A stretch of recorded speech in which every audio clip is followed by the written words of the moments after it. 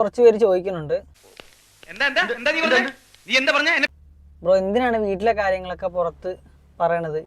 നിങ്ങളെക്കുറിച്ച് ഇത്രയും ഞാൻ വിചാരിച്ചില്ല. എന്തിനാണ് വീട്ടിലെ കാര്യങ്ങളൊക്കെ സോഷ്യൽ മീഡിയയിൽ വന്ന് കണ്ടന്റ് ആക്കണേന്ന്? നിനക്ക് വരെ പണിയൊന്നുമില്ല ചെക്ക. എത്ര കിട്ടിയിട്ട് നീ എന്താ പഠിക്കാത്തെ? ഞങ്ങളിപ്പോ 1.5 മാസമായിട്ട് വീടിന് പുറത്താണ്. അതിപ്പോ ലാഭായല്ലോ. കാരണം വീട്ടിൽ നിന്ന് വീട്ടുകാരെ ഇറക്കി വിട്ടതാണ്. അത് കയ്യിലിരിപ്പിന്റെയാ. അതെ, കയ്യിലിരിപ്പിന്റെ. പക്ഷേ നമ്മളത് സോഷ്യൽ മീഡിയയിൽ കണ്ടന്റ് ആക്കിയില്ല. അങ്ങനെയൊന്നും പറയല്ലേ. പിന്നെ ഈ നാട്ടുകാർ ഭയങ്കര മാന്യരാണെന്നൊക്കെ എന്റെ അനിയത്തി പറയുന്നുണ്ടായിരുന്നു. അതിനൊക്കെ ഉള്ള തെളിവ് എന്റെ കയ്യിലുണ്ട്. അവന്റെ വായിന്ന് വന്ന നല്ല ശുദ്ധമായിട്ടുള്ള തെറികളും ഒക്കെ എന്റെ കയ്യിൽ ഇപ്പോണ്ട്.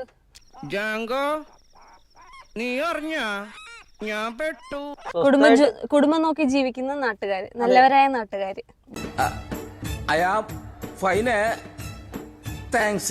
എന്തോ കുത്തി പറയുന്ന പോലെ എനിക്ക് ഫീൽ ചെയ്യുന്നുണ്ട് കേട്ടോ. അപ്പൊ പോലീസ് കേസ് നിന്നവരെ വന്നിട്ടില്ലെന്നല്ലേ പറഞ്ഞു? ഒരാളെ തെറി വിളിക്കാന്ന് പറഞ്ഞാൽ നോൺ ബെയിലബിൾ ഒഫൻസ് ആണ്.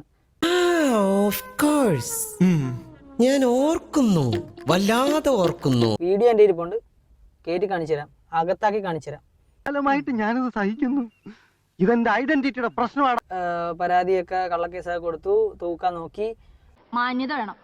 ക്ഷമിക്കൂ അനിയത്തി, സംസ്കാരം ഇല്ലാത്തോണ്ട് പറഞ്ഞു പോയതാ. പോലീസുകാരൻ്റെ അടി കിട്ടുന്ന ഞാൻ വിചാരിച്ചത്. പക്ഷെ ഞാൻ ഉള്ള കാര്യം പറഞ്ഞു. ഒന്ന് കാണാൻ കൊതിച്ചിരിക്കുകയാണ് ഞാൻ. കള്ളക്കേസാന്ന് മനസ്സിലായപ്പോഴത്തേക്കും പോലീസുകാർ അവിടുന്ന് വിട്ടു. അവർ കേസൊന്നും എടുത്തില്ല. അയ്യോ, എനിക്ക് അങ്ങോട്ട് വിശ്വസിക്കാൻ പറ്റുന്നില്ല. അതെന്താ നിനക്ക് വിശ്വസിക്കാൻ പറ്റാത്തത്? ഇപ്പൊ അത് പോരാതെ വന്നു, അവിടെ ഒന്നും നടന്നില്ല എന്ന് മനസ്സിലായപ്പോഴാണ് ഇപ്പൊ വനിതാ കമ്മീഷനിൽ കേസ് കൊടുത്തിരിക്കുന്നത്.